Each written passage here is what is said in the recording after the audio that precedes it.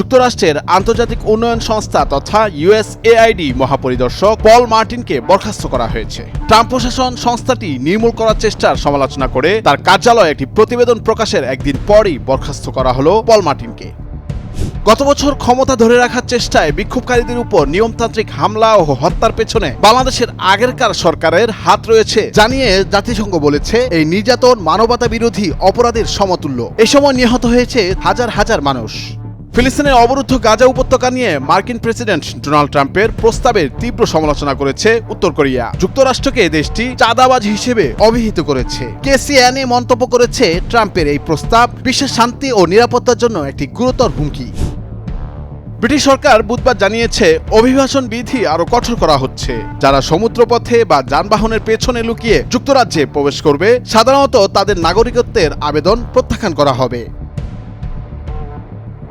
প্যারিসে অনুষ্ঠিত বৈশ্বিক সম্মেলনে কৃত্রিম বুদ্ধিমত্তা তথা AI সংক্রান্ত একটি আন্তর্জাতিক চুক্তিতে স্বাক্ষর করেনি যুক্তরাজ্য ও যুক্তরাষ্ট্র। ফ্রান্স, চীন ও ভারতের মতো বহু দেশ এই বিবৃতিতে স্বাক্ষর করেছে, যা প্রযুক্তিটির বিকাশে উন্মুক্ত প্রতিশ্রুতি দেয়। উত্তর যুক্তরাজ্যের শিশুদের একটি খেলার মাঠ থেকে মিলল দ্বিতীয় বিশ্বযুদ্ধের 175টিরও বেশি বোমা। যুক্তরাজ্যের উত্তরাঞ্চলীয় জেলা নর্থাম্বারল্যান্ডের উলার শহরে স্কটস পার্কের মাটির নিচ থেকে বোমাগুলো উদ্ধার করা হয়েছে। রাশিয়ায় বেড়াতে গিয়ে আটক হয়েছিলেন যুক্তরাষ্ট্রের নাগরিক মার্ক ফগেল। তিনি একজন ইতিহাস শিক্ষক। যুক্তরাষ্ট্রের কূটনৈতিক স্টিভ উইটকফ রাশিয়ায় যান ফগেলের মুক্তি নিয়ে রুশ প্রতিনিধিদের সঙ্গে আলোচনা করতে। মঙ্গলবার হোয়াইট হাউস জানিয়েছে স্টিভের সফর সফল হয়েছে। তুরস্কে গত 1 জানুয়ারি থেকে এ পর্যন্ত 1.5 মাসে বিষাক্ত মদ পান করে মারা গেছে 103 জন। পাশাপাশি অসুস্থ হয়ে হাসপাতালে ভর্তি হয়েছেন আরও 230 জন। এই অসুস্থদের মধ্যে 40 জনের অবস্থা আশঙ্কাজনক।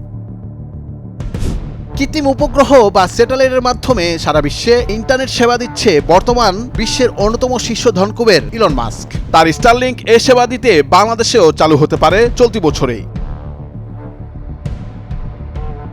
ভারতে ভেঙে পড়ল তিস্তা সেতু। উদ্বোধনের 1 বছরও পার হয়নি সেটি। আর এর মধ্যেই ভারতের উত্তর পূর্বাঞ্চলীয় রাজ্য সিকিমের উত্তরাঞ্চলে তিস্তা নদীর উপর নির্মিত একটি বেইলি ব্রিজ ভেঙে পড়েছে। একটি মালবোঝাই লরি পার হওয়ার সময় সাংকালং এর সেতুটি ভেঙে পড়ে।